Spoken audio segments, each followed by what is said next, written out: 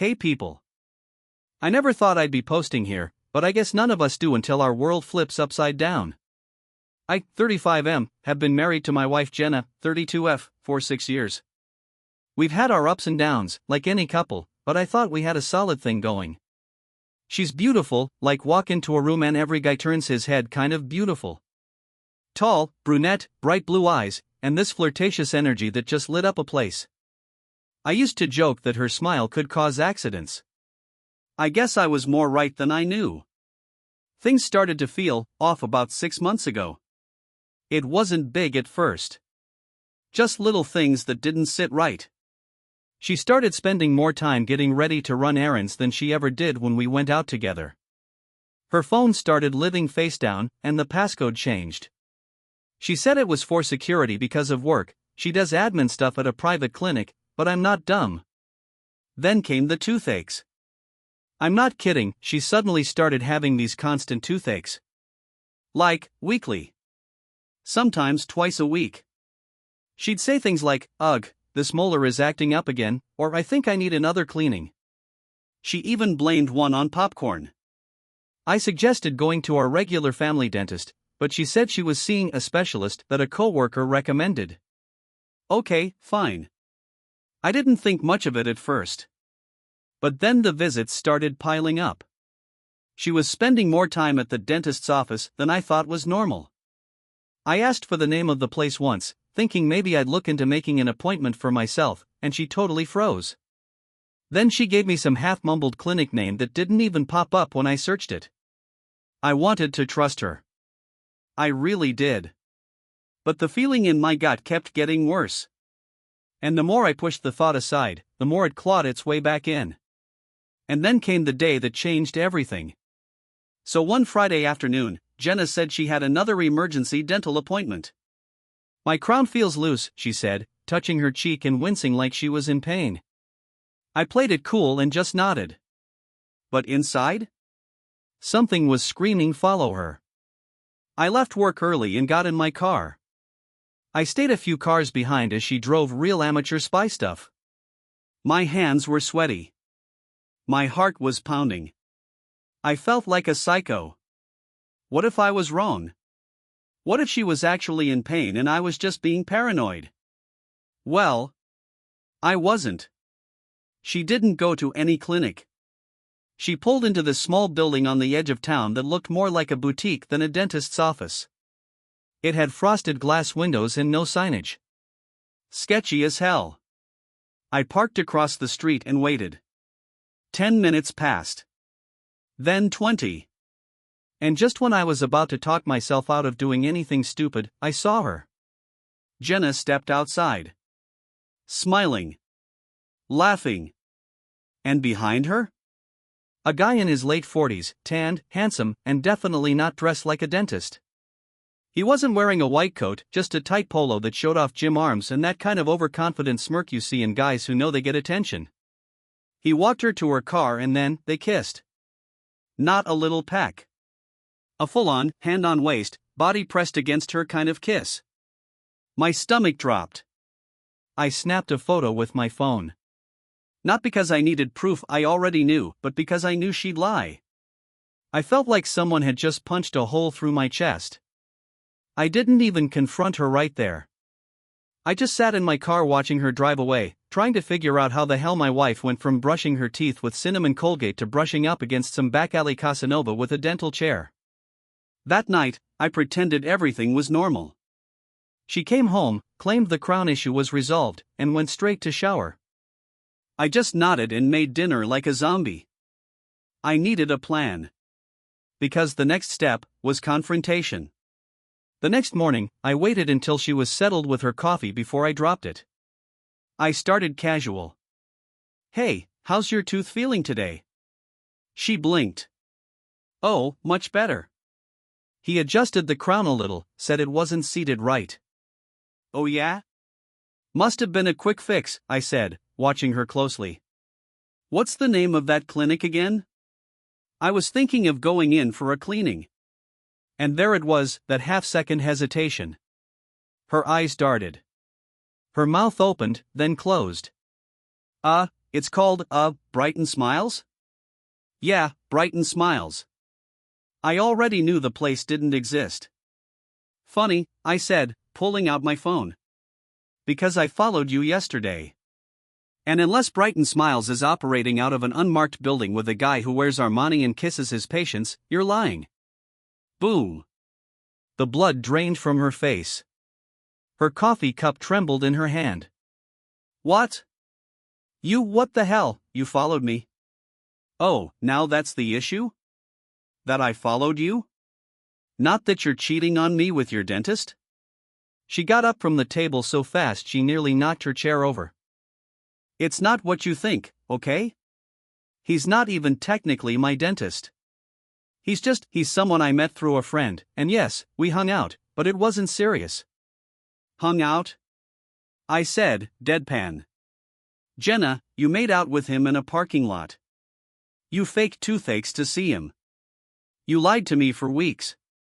What part of that sounds like not serious? She went into full-blown damage control mode. Said she was confused, said we'd grown apart, that she never meant for it to go this far. Blamed stress, blamed our routine, blamed me for not being more emotionally available.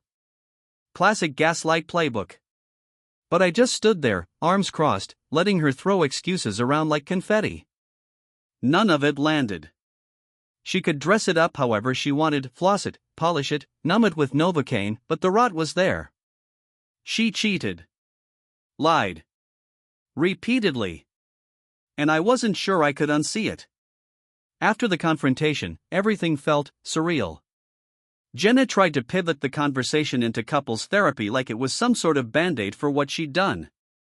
I just sat there, staring at this person I thought I knew, wondering how many other lies I'd swallowed without realizing. The house felt like a stage set. I'd walk past our wedding photo and want to rip it off the wall. Every time she touched me, even just brushing past in the kitchen, I flinched. I started replaying old memories like a mental slideshow, but now everything was tainted. I couldn't stop picturing her laughing with that guy. Smiling that same smile she used on me. Letting him touch her. Kiss her. God knows what else. And the worst part? I knew exactly what he looked like. That smug, Jim Harden dentist face haunted me every night. She kept trying to act normal. Making dinner, sitting close on the couch, pretending like we were just having a rough patch. But I could see the panic in her eyes. She knew I was slipping away. And emotionally? I was falling apart in silence. Anger hit me first. Hot, searing, and impossible to sit with. I punched the steering wheel in my car until my knuckles went numb one night. Then came the sadness. Like a wave that wouldn't stop pulling me under. I'd look at her and feel a mix of heartbreak and disgust. I'd ask myself if I wasn't enough, if I missed something, if I drove her into his arms. That's the cruel trick of infidelity, it makes you question your own worth, even though you didn't break the vows. Eventually, I found myself in this dead, gray zone. Not really sad. Not really angry. Just numb. I stopped talking much. I started sleeping in the guest room. I think that's when she realized the damage she caused wasn't going to buff out with "I'm sorry" and a few tears. I was unraveling, and she was just starting to realize she'd pulled the thread. After about a week of cold distance between us, Jenna cracked. She came into the guest room one night in this silk nightgown she knew I liked, her last-ditch effort, I guess. She stood in the doorway like she was posing for some perfume ad, and said softly, "Can we talk?" I didn't even look up. "Go ahead." She stepped in, sat on the edge of the bed. "I know I hurt you. I messed up. But I don't want to lose what we have. We can get through this." That line, "we can get through this," that's when the switch flipped in my head. "We?" I said, finally turning to her. "You cheated. You lied. Now you want to drag me into the mud and call it a team effort?" Her face hardened a bit. "I made a mistake. But if you'd been more present, more emotionally available, maybe I wouldn't have gone looking for someone who made me feel wanted." And there it was. Blame. I just laughed. Not because it was funny, because it was so absurd. You think toothache quickies with your dentist are my fault? She stood up then, angry. At least he made me feel something. Yeah? I said. What exactly did he make you feel? Numbed up and bent over a dental chair?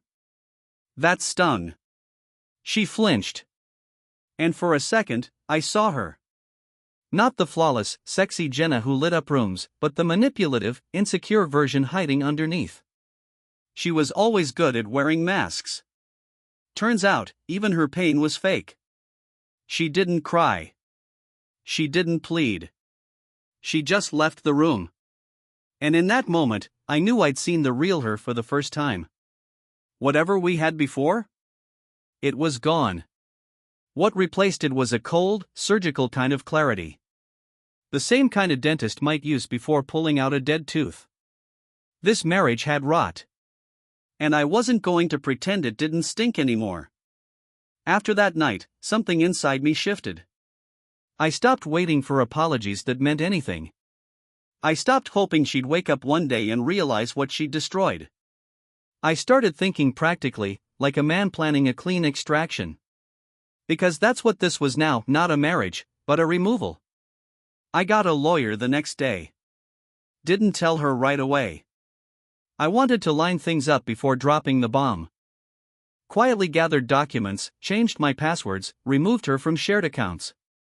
She noticed me pulling away, sure, but I think she assumed it was just part of the emotional aftermath. That I'd eventually soften. She even had the nerve to book us a couple's massage.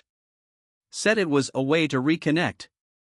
I cancelled it without saying a word. Meanwhile, I did some digging on the dentist.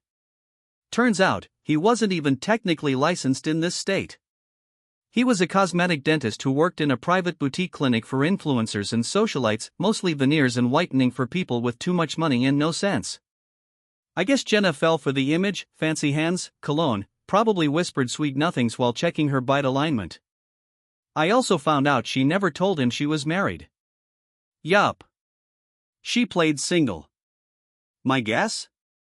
He thought I was an ex. Maybe a controlling boyfriend's story to make him feel heroic. It was almost laughable. She'd built an entire fantasy life with this guy, fabricated her background, changed her schedule, invented problems with her teeth just so she could justify sneaking out. All that mental gymnastics, for what? Cheap thrills in a dental suite with a fraud in a lab coat? The more I uncovered, the more the disgust solidified into resolve. I didn't want to save this marriage. I didn't want her apologies. I didn't even want revenge. I just wanted out. So I printed the papers. Left them on the kitchen counter with a post-it that said, "No more toothaches. Just extraction. Sign where it says X." The moment Jenna saw the divorce papers, everything exploded. She came storming into the guest room like a hurricane in heels, waving the papers in her hand like I'd committed some personal betrayal. The irony was almost funny. "What the hell is this, Ryan?" she snapped. "You're just giving up? After everything we've been through?" I didn't even flinch. "You didn't think about everything we've been through when you were making out with your dentist in a parking lot." She froze for half a second, then defaulted back to defense mode. "I told you that wasn't serious. I didn't even sleep with him." "Oh, here we go. Let's not insult each other's intelligence, Jenna," I said. "You lied for months. You faked pain. You created fake appointments. You kissed him. You snuck around like a teenager. I don't even need to know how far it went, it was enough to be over." She started crying then, real dramatic tears, mascara threatening to run. I panicked. I was feeling invisible. I needed to feel wanted again. I was scared to tell you I wasn't happy. "You weren't happy," I repeated. "So your solution was to shove your tongue down someone else's throat and blame me for not noticing your fake toothaches?" She didn't have an answer for that. She sat down on the bed, crumpling, like she wanted me to see her as some broken, vulnerable victim. But I was done falling for performance. The truth was still there, raw and undeniable. She chose lies. She chose cheating. She chose the thrill over the foundation we'd spent years building. After a long pause, she asked, "Is there really no way back from this?" I looked her dead in the eye and said, "You can't uncrack a tooth, Jenna. You just pull it and move on." That finally shut her up. She left the room. And for the first time in weeks, I actually felt like I could breathe again. The next few days were Cold War silent. No yelling. No crying. Just stillness. Jenna tiptoed around the house like she was made of glass. Occasionally, she'd try to spark up mundane conversations, ask if I wanted anything from the store, mention some show we used to watch. I didn't bite. I'd already disconnected. But here's the twist, apparently, Mr. Not My Dentist found out I existed. I don't know if Jenna told him out of guilt or if he figured it out on his own, but one afternoon, I got a message request on Instagram. From him. Yeah. Him. It just said. Didn't know she was married. I'm out. Sorry, man. I didn't reply. What was I going to say? Thanks for drilling my wife without checking her relationship status? No thanks. But I screenshotted it and printed it out just in case she ever tried to rewrite the story. Later that night, I casually dropped it on the dining table while she was setting down dinner like we were some happy couple. She stared at it for a long moment, then whispered, "He messaged you?" "Yep," I said. Guess your fantasy fell apart once the truth came out. She didn't defend herself this time. No fake crying.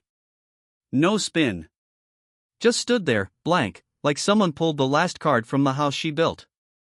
And I realized, without the drama, without the lies, without the seduction, she didn't have much left. She was just a hollow person who didn't like who she was when she looked in the mirror. So she lied, and cheated, and built a shiny distraction around herself until it all crumbled. The rot wasn't just in the marriage. It was in her.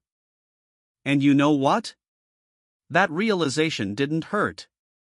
It gave me peace. After that, things moved quickly. Jenna finally signed the divorce papers, though she tried to do it dramatically, slow strokes, heavy sighs, like she was in some tragic romance movie. But I wasn't playing co-star anymore.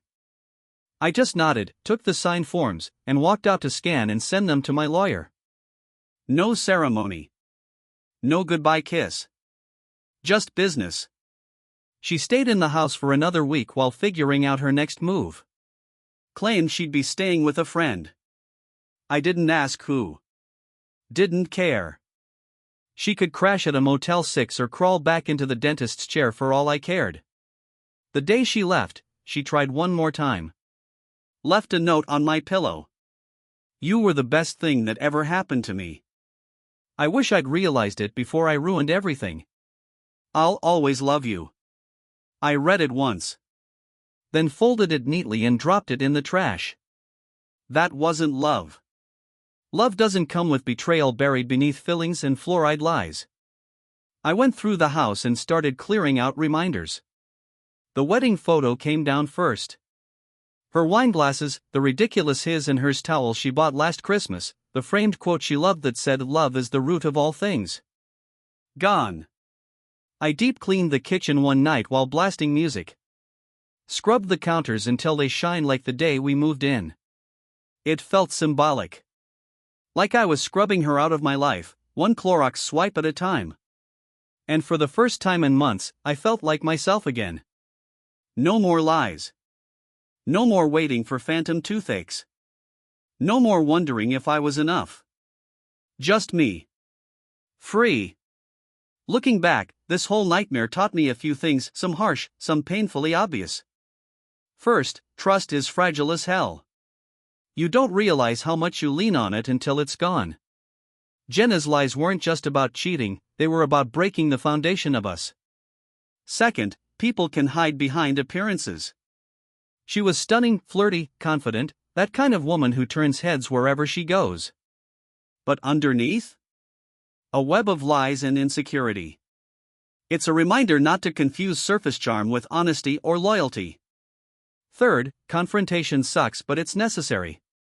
If you suspect something's wrong, don't let it fester. Find out the truth even if it hurts like hell. And finally, self-respect is non-negotiable. I spent too long hoping Jenna would come back to me, but I realized I had to come back to myself first. To anyone out there going through this kind of betrayal, it's going to hurt. It's going to feel like your whole world's been drilled out. But you'll get through it. And one day, you'll look back and realize you're stronger than you ever imagined.